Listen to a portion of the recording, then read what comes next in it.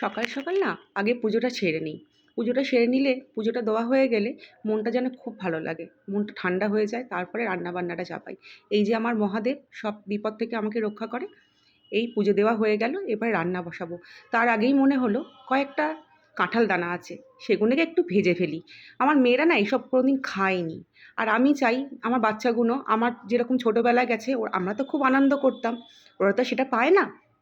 তাই এই ছোট ছোট জিনিসের মধ্যে যাতে ওরা খুশি খুঁজে পায়, সেই জন্য এইগুলো আমি ওকে শেখাই যে কীভাবে খেতে হয়, কীভাবে খায়। এইগুলোর মধ্যে আমরা কী সুন্দর আনন্দ খুঁজে পেতাম।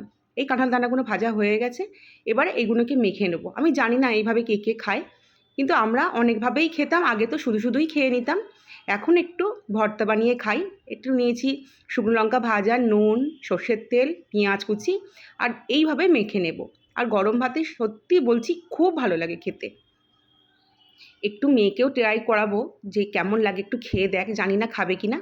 আমি কিন্তু গরম ভাতে এই যে কাঁঠাল দানা নিয়ে বসে পড়েছি, আমার এক থালা ভাত এই দানা দিয়েই খাওয়া হয়ে যাবে। আমি তো খেয়ে নিলাম, আমার তো খুবই ভালো লাগে আর খুবই ভালো লাগছেও। অনেক দিন পরে খেলাম কাঁঠাল দানা। আমি একটু বললাম মেয়েকে, একটু তুইও খা, খেয়ে দেখ। ও তো প্রথমে খাবো না করছিল, তারপরে বলল খুব ভালো মা। আমি বললাম যে এই ছোট ছোট জিনিসের মধ্যে আনন্দ খুঁজে নাও, এইগুলোই জীবনের আসল ব্যাপার। তোমরা তো এইগুলো পাও না, ট্রাই করো। সব জিনিস একটু একটু করে খেয়ে দেখতে হয়।